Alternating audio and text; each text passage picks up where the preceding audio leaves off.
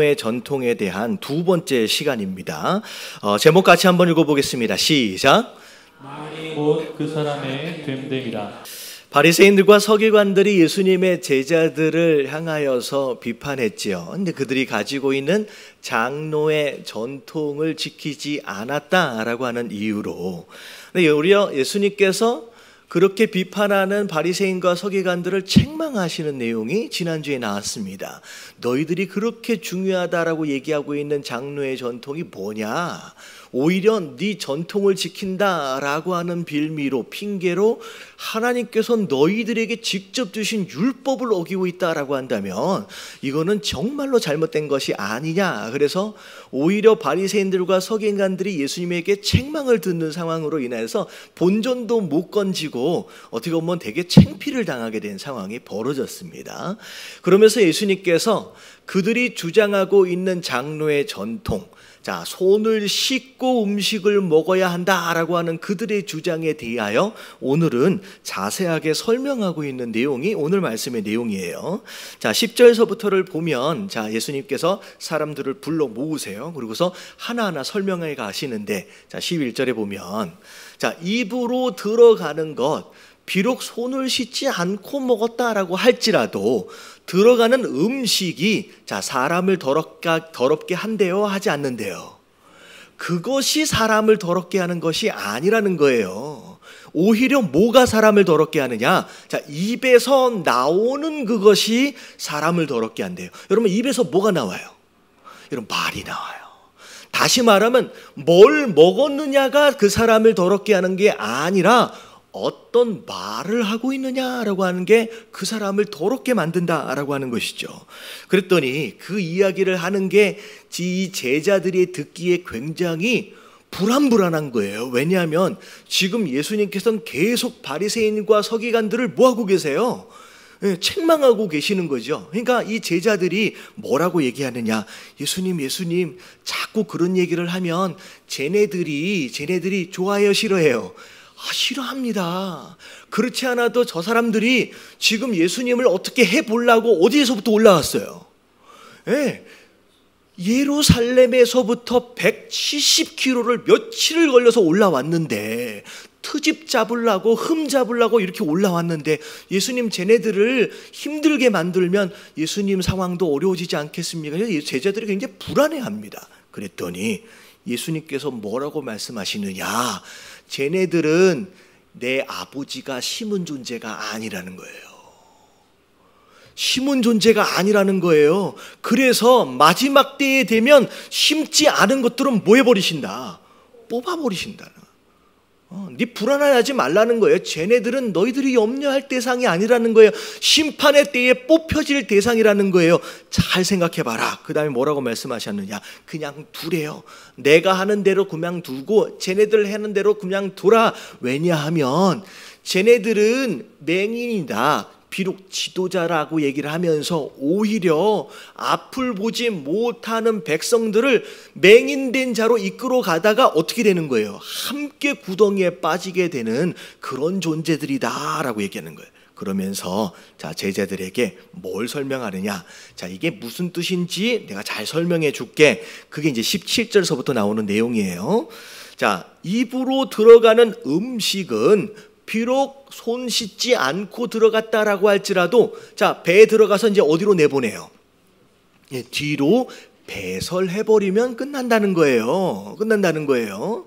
근데 중요한 건 뭐냐면, 자, 18절에 보면, 자, 입에서 나오는 것, 말이라고 하는 것은, 자, 어디서부터 나와요? 그냥 여기서 나오는 게 아니라는 거예요. 마음 속에서부터 흘러나오는 거라는 거예요.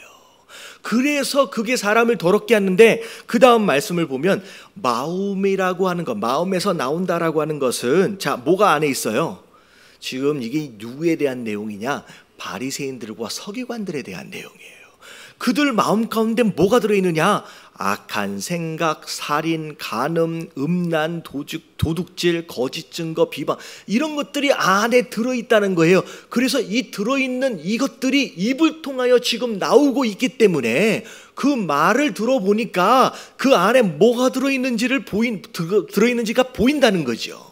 그것을 통하여 결국 말이 그 사람을 더럽게 하는 것이다 라고 예수님께서 설명해 주시는 내용이 오늘 말씀의 내용입니다. 자, 이 내용을 통하여서 하나님께서 우리에게 주시는 메시지가 뭔지 우리가 이제 세 가지로 우리가 함께 살펴보도록 하겠습니다.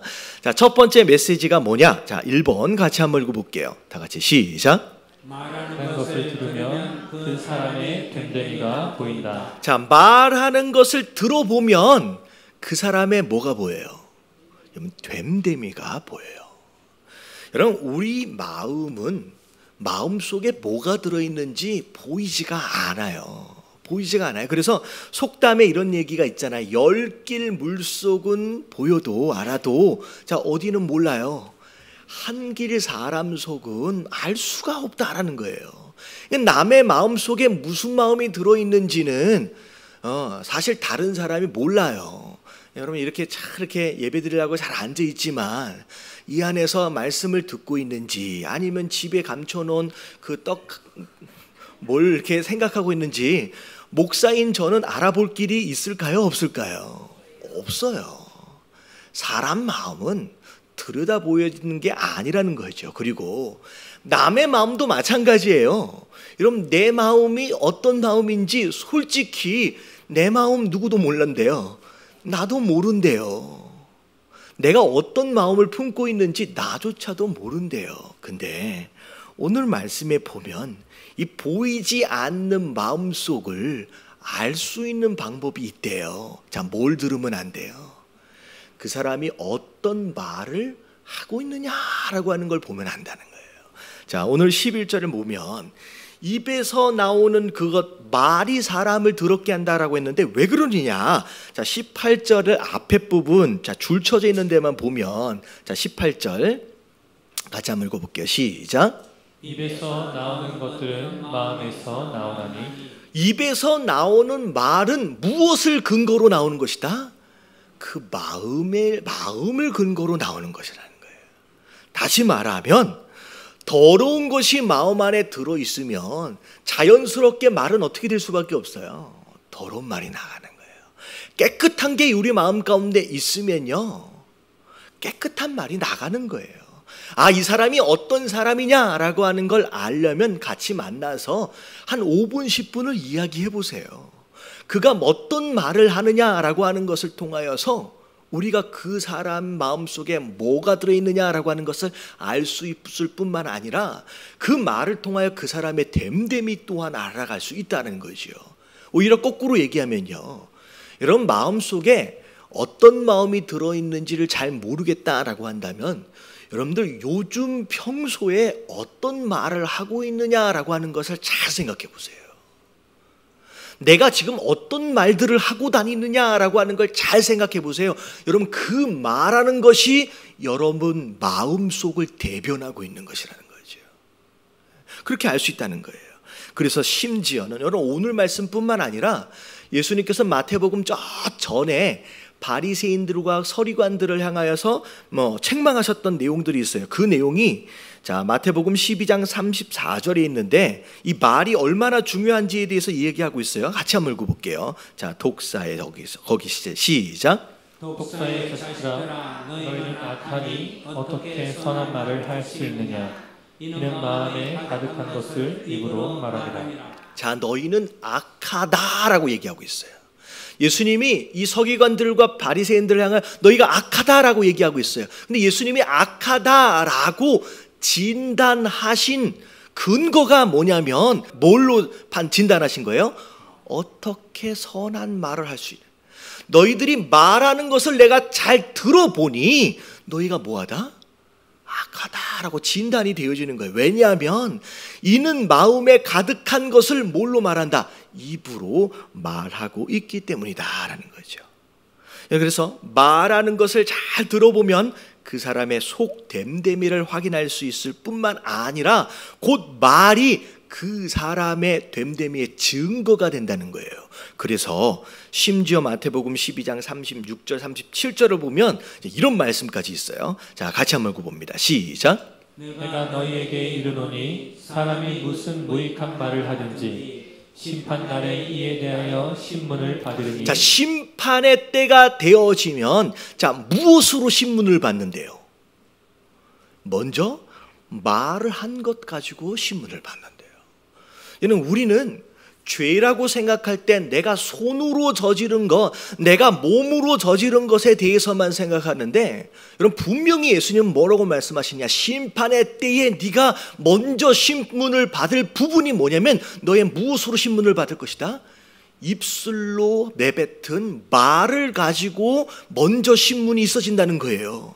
그래서 37절에 보면 내 말로 말미암아 뭐 어떻게 된다? 의롭다함을 받을 뿐만 아니라 내 말을 가지고 정죄함을 받는다라고 해야 되는 거예요. 그러니까 우리의 말이 얼마나 중요하느냐? 심판대 앞에서 우리가 내뱉은 말을 가지고 심지어 심판을 받게 될 것이다라고 예수님 말씀하시는 거예요.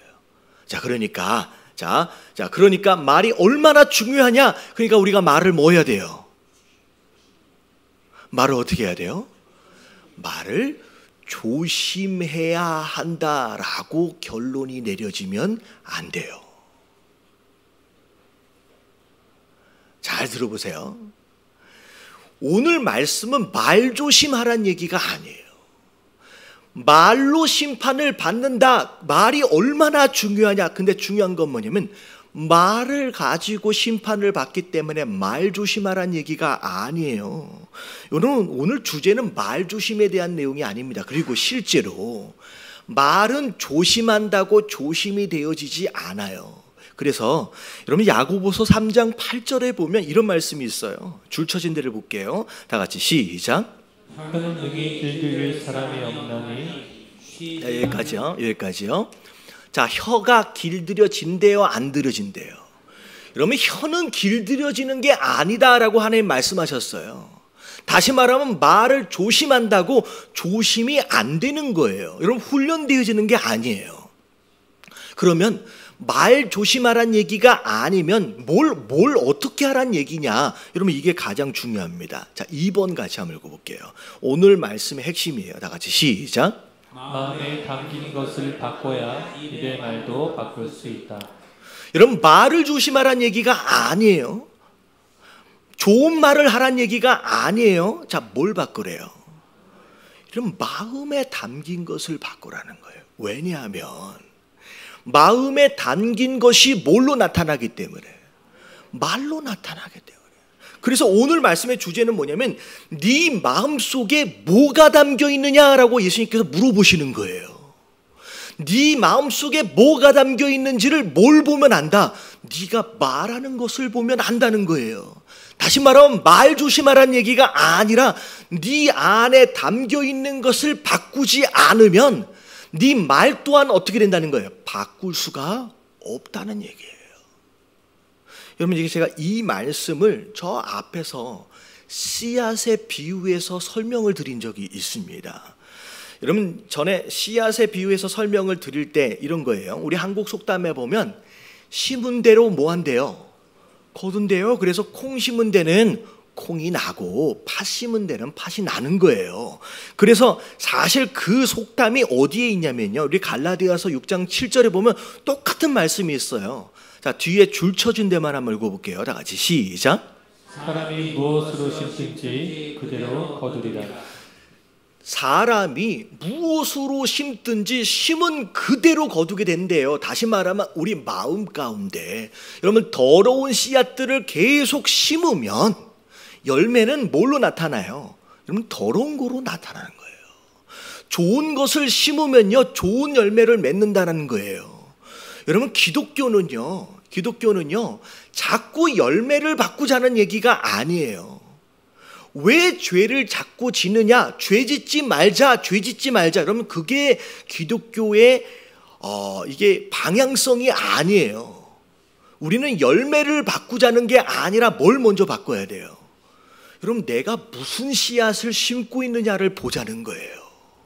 더러운 씨앗을 계속 심고 있다라고 한다면 아무리 좋은 열매를 맺으려고 해도요, 여러분, 맺을 수가 없는 거예요. 그래서 돌감람나무는요, 어쩔 수 없이 무슨 열매를 맺어요? 감람 열매를 맺는 거예요. 원인을 바꾸지 않고 뿌리를 바꾸지 않으면 변할 수 없다는 거죠. 그래서 제가 이제 이 씨앗으로 제가 이 부분을 이제 설명을 좀 드렸는데, 제가 오늘은 좀 비유를 좀 바꿔서 좀 설명을 드릴게요. 그러면 성경에 보면 사람을 하나님께서 뭐에 자주 비유하시냐면요, 그릇에 비유하십니다. 그릇에. 근데 그릇 가운데서도 특별히 어떤 그릇에 비유하시냐면 질그릇에 비유하세요. 질그릇. 여러분, 이 질그릇에 비유하실 때 질그릇의 특징을 우리가 알면요, 우리가 어떤 존재인지를 알 수가 있어요. 여러분, 질그릇은 여러분 원재료가 뭐예요? 여러분, 흙이에요. 다시 말하면 질그릇에 비유하신다라고 하는 것은 너희는 어디로부터 왔다? 여러분, 흙으로부터 왔다라고 하는 걸 말씀을. 여러분, 흙덩이라는 거예요. 흙덩이. 여러분, 이렇게 목욕 가가지고 이렇게 때를 밀면 이렇게 때가 나오잖아요. 나오죠? 네, 여기 이게 사실은 이게 가만히 두면요, 이게 뭐예요? 이게 때가. 여러분, 이게 흙가루예요. 여러분, 누가 그런 얘기를 하더라고요. 조상들의 묘를 이렇게 이장한다 그러잖아요. 같이 한 곳에 다 모아놓기 위해서 이렇게 이장을 하는데 깜짝 놀랐대요. 이쪽에 있는 고조 할아버지, 저쪽에 하는 고조 뭐 할머니가 다 모으는데 이장을 하나를 하는데 얼마씩 들었냐? 한 1,000만 원씩 달랜대요. 근데요, 땅을 갖다가 파가지고 들어가 보니까, 여러분, 들어가 보면요, 진짜 뽀송뽀송한 땅에 심는단다. 묻어들이지 않으면요, 여러분, 그 안엔 아무것도 없대요. 그러니까 이장을 할 때 얼마나 억울하냐면 땅을 팠는데 관도 없대요. 다 뭐가 됐어요? 다 녹아버려서요, 다 물하고 뭐 해가지고 범벅이 돼서 그냥 진짜 흙밖에 없더래요. 그래서 흙 이만큼을 퍼다 담아가지고 옮겨주는데 아무것도 없는데, 여러분, 그거 갖다가 1,000만 원 받는데. 여러분, 우리가 흙덩이라는 거예요. 아무것도 아니에요. 여러분, 동물, 짐승이요, 뭘로 만들어졌어요? 여러분, 사람하고 똑같이 흙으로 만드셨어요. 다시 말하면 원재료로 볼 때 우리 인간 뭐 만물의 영장 뭐 대단한 존재인 것처럼 얘기하지만 사실 무엇과 다를 바가 없는 존재다. 짐승과 다를 바가 없는 그런 존재가 바로 우리다라고 하는 거예요. 그냥 흙덩이라는 거예요. 자, 두 번째, 질그릇에 비유한다라고 하는 거. 여러분, 이제 가정집에 가면 질그릇 많이 쓰시는데, 여러분, 질그릇은 참 이제 사용하면 좋은데 조금만 부딪히면 이가 나가요. 이게 잘 부서져요. 그러니까 가장 약한 그릇이 질그릇이에요. 그래서 어떻게 보면 이 질그릇에 비유되어졌다라고 하는 것으로도 우리가 육적으로, 우리가 마음으로도 참 약한 존재다, 상처를 잘 받는 존재다라는 것을 우리가 알 수 있다는 거예요. 여러분, 육신적으로 볼 때도 생각해 보세요. 저는 동물들 이야기에서 잠 잘못 자다가 담 걸려서 힘들어하는 동물 이야기를 한 번도 들어본 적이 없어요. 사람은요, 잠 한 번 잘못 잤다고 담 걸려가지고 고개를 못 돌리는 게 사람의 육체예요. 조금만 넘어져도 상처 있고요. 저는 동물 가운데서 재채기 잘못해가지고 갈비뼈가 부러졌다는 동물 이야기를 한 번도 들어본 적이 없어요. 근데 사람은요, 심지어 재채기 하다가도요, 갈비뼈가 부러진대요. 여러분, 이게 연약한 육체를 가지고 있는 우리 인생의 모습이에요. 여러분, 마음도 마찬가지예요. 얼마나 상처 입기에 쉬운 존재인지, 뭐라고 말 한마디를 싹 건넸는데 사실 그런 의미가 아니었는데 그 말 한마디에 상처를 깊게 받는 거예요. 야, 오늘 너무 화장이 이쁘게 됐다라고 얘기하니까, 그러면 내 원래 모습은 어떻다는 거야?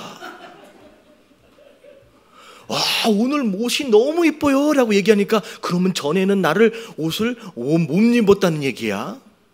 아니, 별말이 아닌 것에 그냥 상처 입기로 작정한 사람들처럼 그런 존재가 우리 인생이다라는 거예요. 다시 말하면 하나님께서 우리를 질그릇에 비유하고 있다라고 하는 것은 그릇 자체는 별 볼 일이 없는 존재다라는 거예요.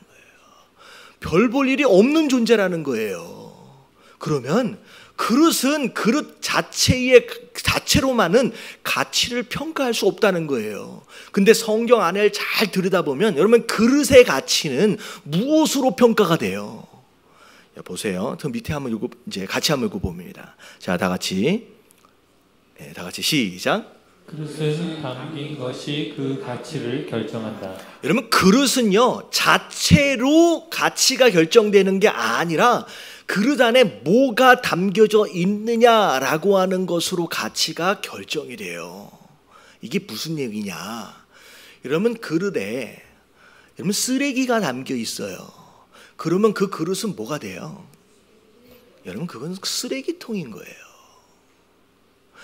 아무리 이쁘게 잘 포장돼 있어도요, 아무리 커도요, 여러분 그 그릇 안에 죄송합니다, 이게 밥 먹기 전인데 똥이 담겨 있으면 그러면 그건 뭐가 돼요?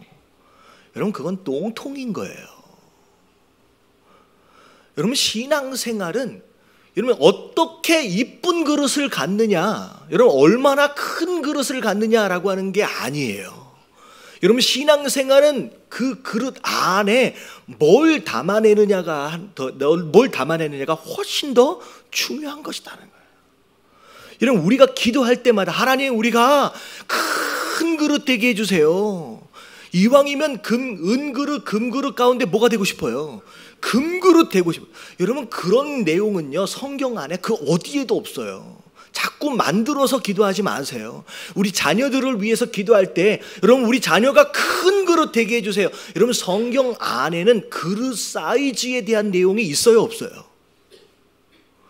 제가 질문을 한 거예요. 있어요 없어요? 없어요.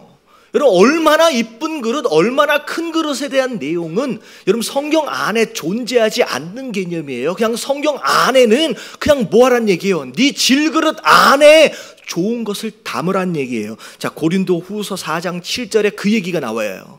자, 줄 쳐진데 위에 한번 읽어볼게요. 시작. 우리가 이 보배를 질그릇에 가졌으니. 자, 질그릇 안에 뭘 가졌대요? 보배를 가졌어요. 그러면 그때부터 그 그릇은 뭐가 되는 거예요? 여러분 보배함이 되는 거예요. 그릇이 뭘로 만들어졌느냐는 중요하지 않아요. 얼마나 큰 그릇을 가졌느냐는 중요하지 않아요. 그 안에 뭘 담아냈느냐라고 하는 것이 그 그릇의 가치를 결정한대요. 심지어 자, 그 다음 읽어볼게요. 이는 시작. 이는 심히 큰 능력은 하나님께 있고 우리에게 있지 아니함을 알게 하려 함이라. 예, 우리의 능력은 그릇 자체에서 나오는 게 아니에요. 그릇 자체에서 나오는 게 아니에요. 그냥 질그릇이거든요. 그 능력은 어디서 나오느냐? 그 그릇이 뭘 담아냈느냐. 지금 보배를 담아낸 것으로 말미암아 그 보배로부터 능력이 나온다라고 하는 거예요. 여러분 여기서 나오는 이 보배는 누굴 의미하느냐요? 예수 그리스도를 의미해요. 내가 예수 그리스도를 담아냈어요. 썩어질 우리 인생이 예수 그리스도를 보배로 담아냈더니 그것으로 말미암아 우리가 구원을 입은 하나님 자녀가 되는 것이고, 그것으로 말미암아 그 예수 그리스도로 말미암아 우리가 능력 있는 삶을 사는 거예요. 그래서 결국은 믿음은요 담아낸 것이 무엇이냐라고 하는 것이 믿음의 기준이 되어져요. 그래서 무엇이 믿음이냐? 예수 그리스도를 우리 안에 담는 것. 그래서 자, 요한복음 1장 12절을 보면 다 같이 한번 읽어볼게요. 시작. 영접하는 자, 곧 그 이름을 믿는 자들에게는 하나님의 자녀가 되는 권세를 주셨습니다. 자, 거꾸로 보면 우리가 하나님 자녀가 됐대요. 자, 무엇으로 말미암아? 그 이름을 믿는 것으로 말미암아 하나님의 자녀가 됐대요. 근데 예수님을 믿는다라고 하는 것이 곧 뭘 의미하느냐? 뭐 하는 자래요? 영접하는 자. 여러분 영어로 보면 receive예요. 누구를 받아낸 거예요? 내 삶 안에 예수 그리스도를 받아낸 것, 그분을 내 안에 담아낸 것, 그게 예수님이 뭐라고 말씀해요? 그게 믿음이다라고 얘기하는 거예요. 여러분 이 믿음을 가지시게 되길 주님의 이름으로 축원합니다. 여러분 오늘 말씀 처음부터 끝까지를 잘 보면요, 여러분 바리새인들과 서기관들이 왜 계속 예수님한테 혼나고 있느냐, 그들의 그릇의 모습에 대한 내용이 아니에요. 그릇의 모습에 대한 내용이 아니라 그들 안에 지금 뭐가 담겨 있느냐라고 하는 것을 따라서 지금 예수님이 계속 그들을 책망하고 계신다라고 하는 거. 여러분 겉이 아니라 자, 뭘 바꿔야 된다? 우리 안에 지금 뭐가 지금 담겨져 가고 있느냐라고 하는 것을 여러분 살펴보실 수 있는 저와 여러분들 되시길 주님의 이름으로 축원합니다. 여러분 알 수 있는 방법은 우리 말을 보면 알아요. 그리고 여러분 이번 주 토요일 날 힐링 캠프 있어요. 여러분 힐링 캠프 뭐 하는 것이냐? 여러분 내 안에 뭐가 담겨 있는지 솔직히 다 아세요? 내 안에 뭐가 지금 담겨져 가고 있는지 솔직히 잘 몰라요. 여러분 이 캠프를 통하여 뭐 할 거냐면 지금 내 안에 뭐가 지금 담겨져 가고 있는지를 확인할 거예요. 여러분 잘못된 것을 계속 담아가고 있다라고 한다면 빨리 빼내야 되고요. 여러분 좋은 것을 담아낼 수 있는 실력이 있어야 돼요. 여러분 이게 신앙이다라고 하는 거 여러분 깨달아지시길 주님의 이름으로 축원합니다. 그래서 옆에 계신 분들에게 인사 좀 해주세요. 자, 뭘 바꿔야 돼요? 안에 마음에 담긴 것을 바꿔야 돼요. 자, 말 바꾸란 얘기가 아니에요. 옆에 인사 좀 해주세요. 마음에 담긴 것을 바꿔야 한답니다. 시작.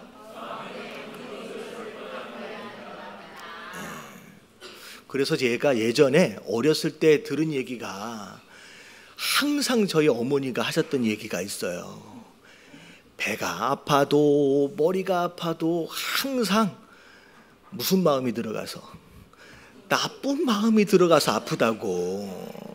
그래가지고 네가 나쁜 마음이 들어가니까 그러지 하면서 배 쓰다듬어 주시고 머리 손 짚어 주셨던 때가 기억이 나는 거예요.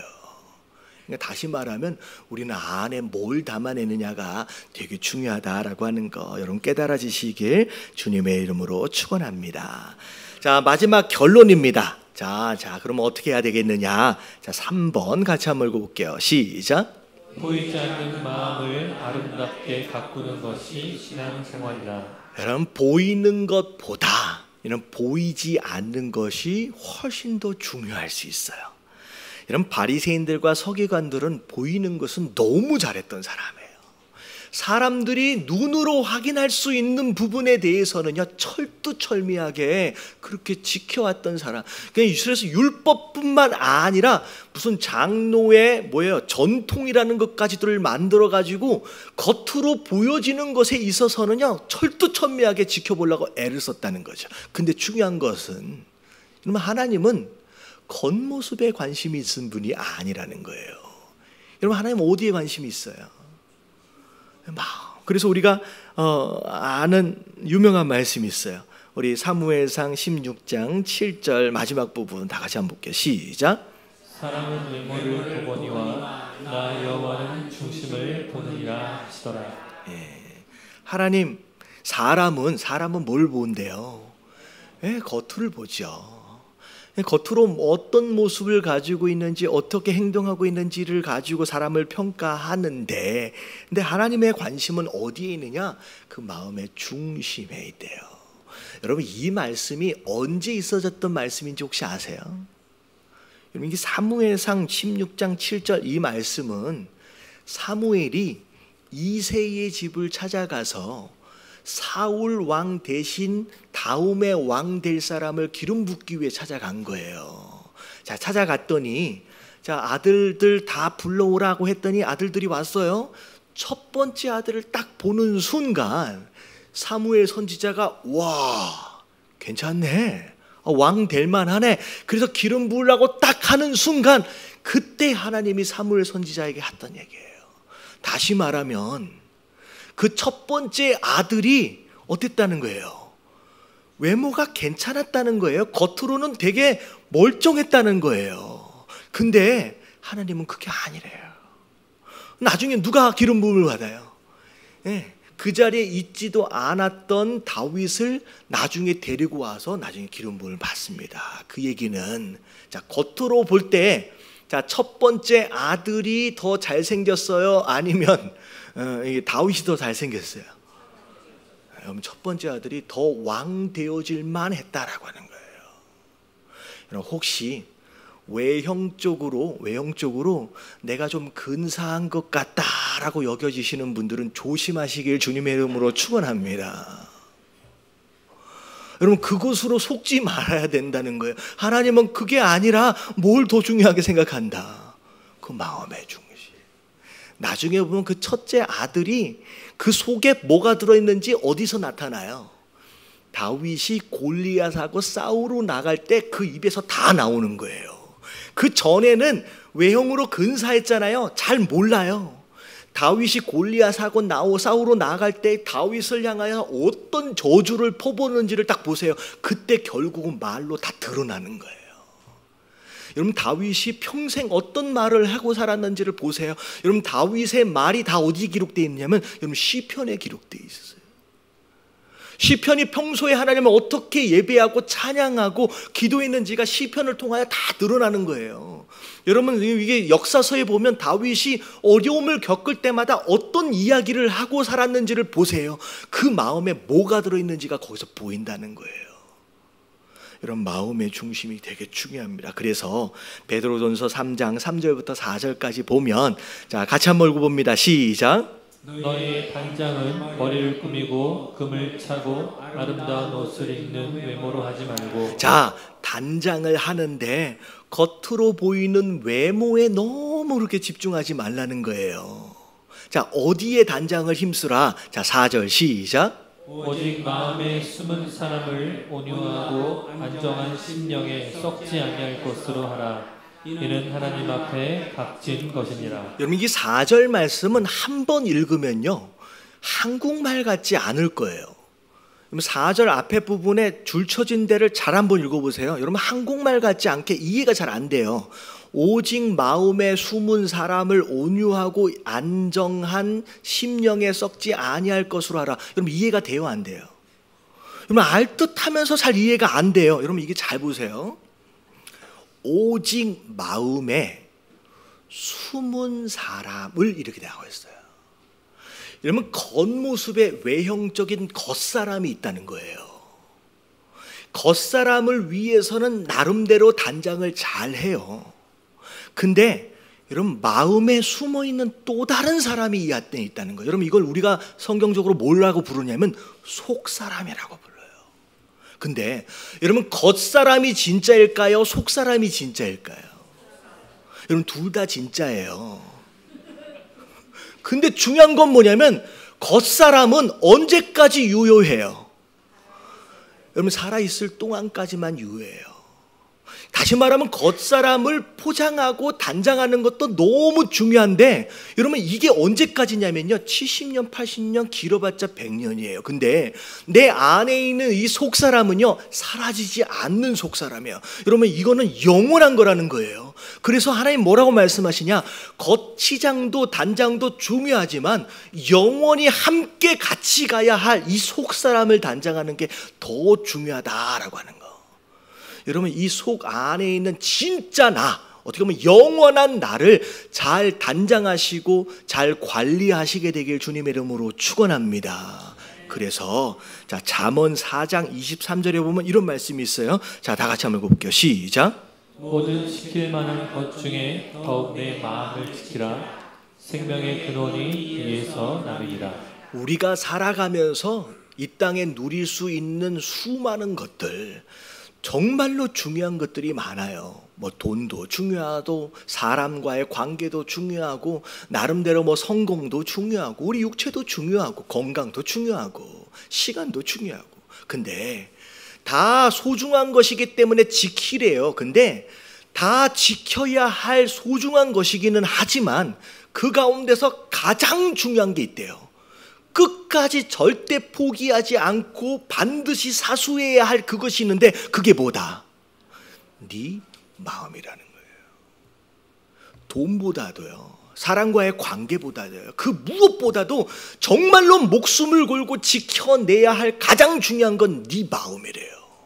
여러분, 마음을 잃으면요 다 잃어버리는 거예요. 그럼 끝인 거예요. 그래서 여러분 우리가 욥기를 보시면 욥이 처음 시험 당할 때 물질도 재산도 다 잃어버렸어요. 심지어 모두 잃어버렸어요. 여러분 사람과의 관계도 잃어버렸어요. 다 잃어버렸어요.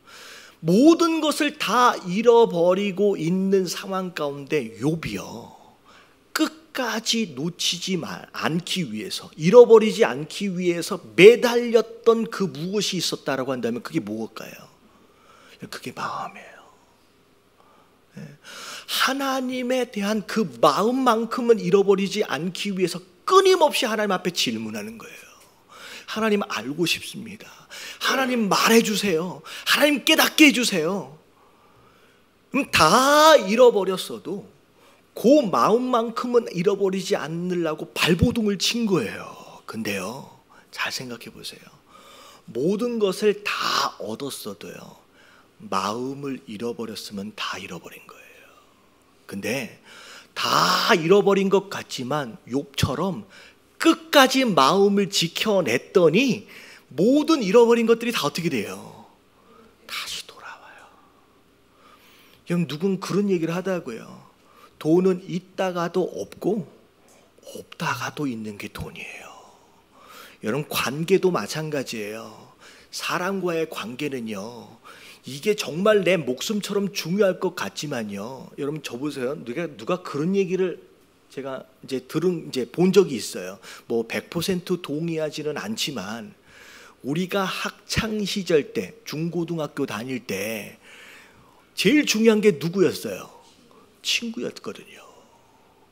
그러니까 친구하고의 관계를 위해서 쏟아부은 시간과 에너지를 내 발전과 내 성장을 위해서 쏟아부었으면 지금의 내 모습이 아닐 수 있다라는 그런 얘기를 하더라고요. 그러니까 어떻게 보면 뭐 다는 동의할 수 없지만 정말로 중요하다라고 생각하는 인간과의 관계, 여러분 지나가는 거예요 또. 근데 중요한 건 뭐냐면 내가 마음을 잃어버리면요, 그 어떤 것도 다 의미가 없어져 버린다는 거예요. 그래서 마지막에 뭐라고 얘기했냐? 마음을 지켜라. 왜냐하면 그 마음이 뭐래요? 생명의 근원이 이에서 남이라. 마음을 잃어버리면 다 잃어버리는 것이다 라는 거예요. 여러분, 아름답게 단장하는 것도 너무 중요합니다, 외형적으로. 근데 여러분, 신앙생활은 겉으로 드러나 보이는 것을 이쁘게 가꾸고 단장하는 것이 아니라 뭘 오히려 단장하는 거예요? 보이지 않는 우리의 마음을 잘 단장해낼 수 있을 때, 그때 뭐가 변하기 시작하느냐면요, 말도 변하기 시작하고요, 그때 우리의 행동도 변하기 시작하는 거예요. 죄 짓지 말고 착한 사람 살아라 한들 내 마음 안에 잘못된 것, 더러운 것이 들어와 있다라고 한다면 우리의 삶은 변하지 않는 것이다 라고 하는 거예요. 여러분, 오늘 말씀을 통하여 내 안에 도대체 뭐가 담겨 있느냐라고 하는 것들을 확인하시고, 여러분 이 안에 예수 그리스도, 보배 되신 예수 그리스도를 담아내시고 여러분 좋은 것을 담아내실 수 있는 저와 여러분들 되시길 주님의 이름으로 축원합니다. 기도합니다.